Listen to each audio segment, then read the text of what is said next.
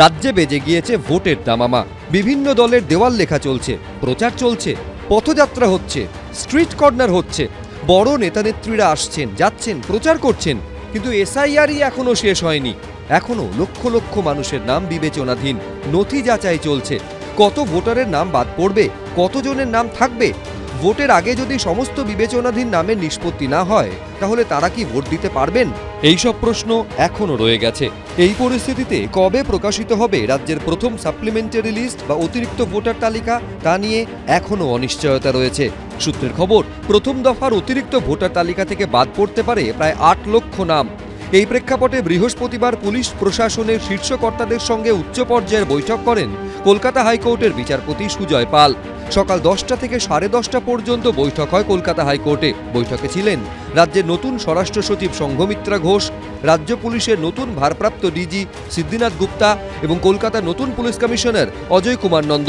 সূত্রের খবর, অতিরিক্ত ভোটার তালিকা প্রকাশের আগে রাজ্যের সার্বিক নিরাপত্তা ব্যবস্থা, কোথায় কত বাহিনী প্রয়োজন, চিহ্নিত স্পর্শকাতর এলাকায় কিভাবে কত বাহিনী মোতায়েন করা হবে, এরকম নানা বিষয়ে আলোচনা হয় বৈঠকে।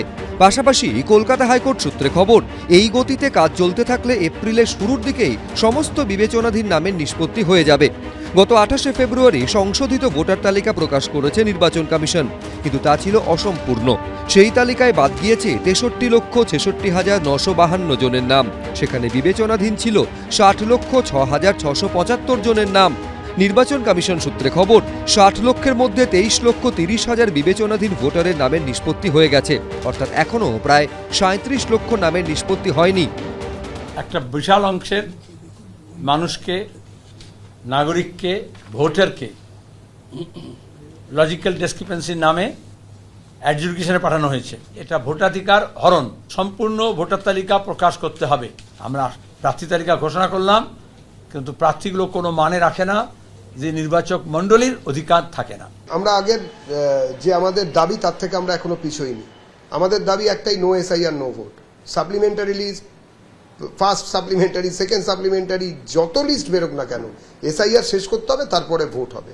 আর সেটা যদি না হয়, তার জন্য দায়ী থাকবে তৃণমূল কংগ্রেস।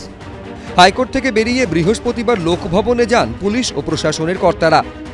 ইলেকশন প্রিপেয়ারনেস উপরে মিটিং ছিল, কিভাবে ইলেকশনে এগোনো যাবে, কি ম্যান পাওয়ার কিভাবে থাকবে, ওটাই নিয়ে মিটিং ছিল। 23 ও 29 এপ্রিল 2 দফায় ভোট হবে পশ্চিমবঙ্গের 294টি বিধানসভা আসনে। সৌভিক মজুমদার, রুমা পাল, পার্থপ্রতিম ঘোষের রিপোর্ট, এবিপি আনন্দ। এবিপি আনন্দ, এগিয়ে থাকে, এগিয়ে রাখে।